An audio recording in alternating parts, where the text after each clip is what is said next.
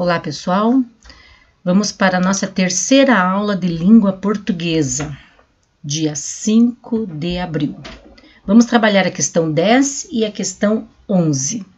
Na questão número 10, a nossa atividade fala sobre a separação de sílabas. Vocês sabem que nós devemos separar sílabas corretamente, porque cada sílaba tem o seu som. Vou ler então o textinho para que vocês possam entender melhor. Mas por que precisamos aprender a separar as palavras em sílabas? Porque você pode passar por situações em que, por exemplo, acabou a linha do seu caderno e ainda não terminou de escrever uma palavra. Deverá terminar na linha de baixo. Fica então um pedacinho na linha de cima, o hífen, o tracinho que nós chamamos, mas na verdade o nome dele é hífen, e continuação embaixo. Mas você pode cortar a palavra como bem entender?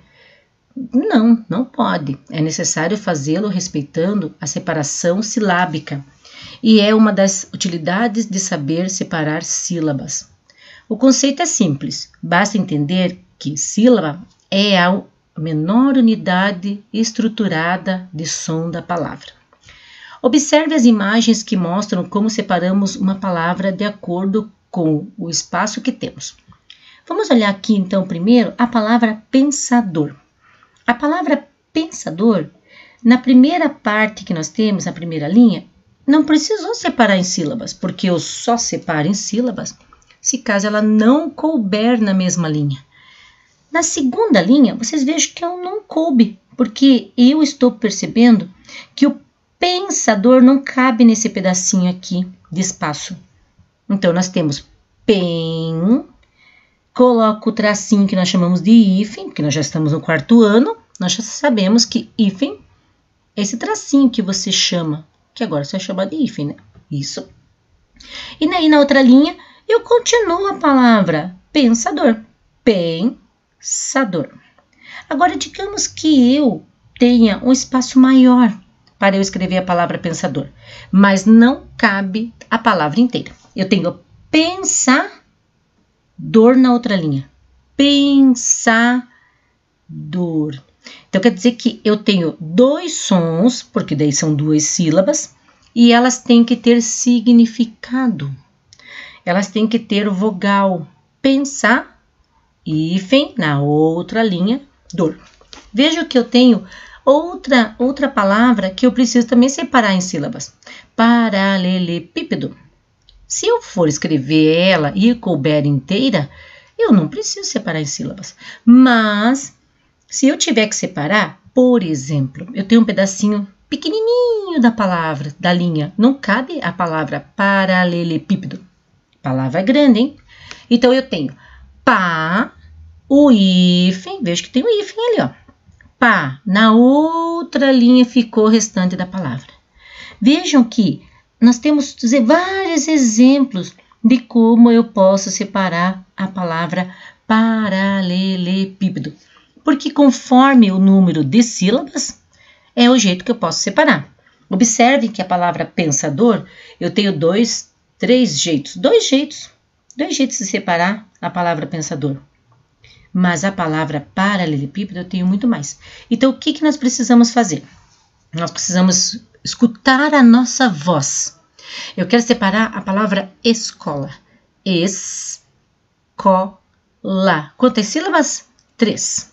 3 sílabas. É isso que nós vamos fazer na próxima atividade, que era a atividade da questão 10. Então, pede-se assim.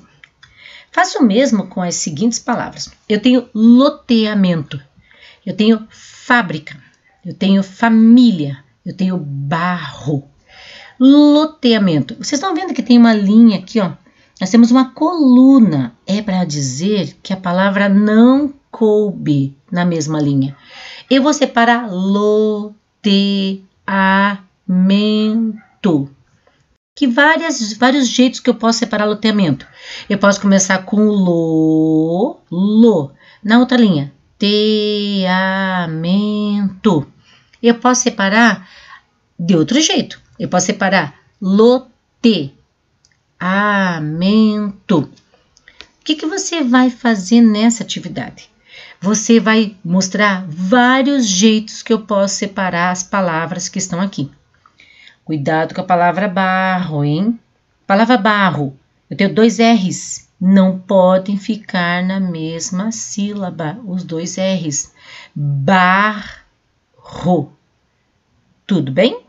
Então, se precisar de alguma ajuda nessa atividade, é só chamar a professora, tá bom?